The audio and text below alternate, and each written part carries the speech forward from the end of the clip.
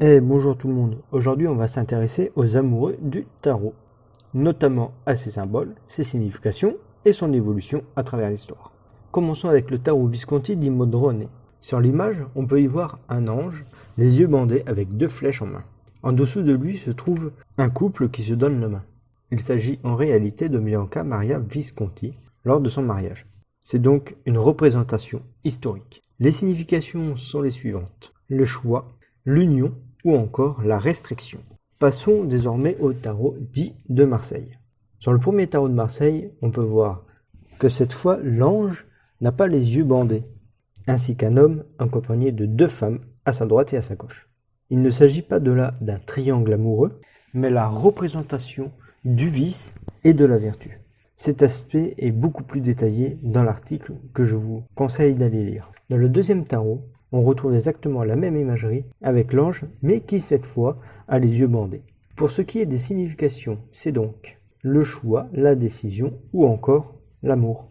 Passons au tarot dit Eteia. Avec Eteia, on a toujours des surprises et cette fois, c'est dans la numérotation de la carte. En effet, les amoureux sont positionnés au numéro 13.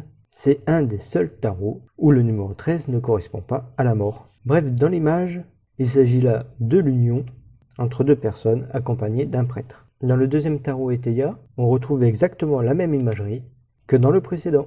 Pour ce qui est du troisième tarot, c'est encore une fois la même imagerie. Cependant, il est bon de noter que l'auteur de ce tarot précise qu'il s'agit en réalité d'un des grands prêtres du temple de Ramsès. Les significations sont les suivantes: le mariage, la cérémonie ou encore le sacrement.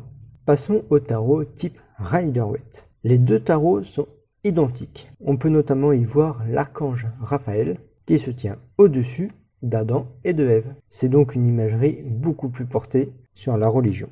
Les significations sont le désir, la séduction ou encore l'acceptation. Passons désormais au True Black Tarot, le tarot dit indépendant. On peut y voir une femme et un homme, dos à dos, portant un objet d'une position opposée. On peut également voir qu'ils sont liés par un fil rouge. C'est en réalité le fil du destin. Le concept est simple, peu importe la distance qui les sépare, ils sont toujours destinés à se retrouver. Les significations sont la connexion, l'attraction ou encore l'équilibre. Pour l'analyse, on peut donc dire que dans le tarot Visconti, il s'agit du mariage de Bianca Maria Visconti. Dans le tarot de Marseille, les 2 femmes représentent le vice et la vertu. Puis, dans le Rider-Waite, on y voit très clairement l'imagerie d'Adam et de Ève. Si tu veux plus d'infos, va voir l'article dédié sur notre blog akoranga.esoteric.com. À bientôt!